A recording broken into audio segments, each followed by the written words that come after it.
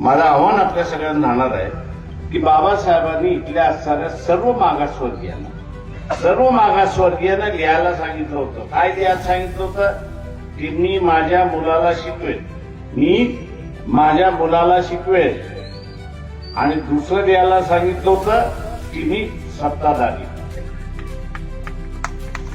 आणि मी सत्ताधारी होईल. आता आपण काय म्हणतो, मुदसर उभं राहिलेले शहराचे अध्यक्ष.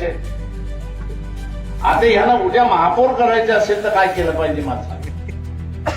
उमेदवार जास्त निवडून आणावे लागतील.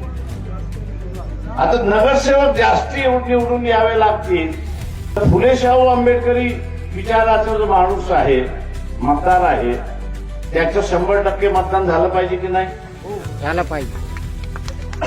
नाही तर आपण काय होतो, जाऊ दे, काय होणार आहे. माझं एकच मत आहे,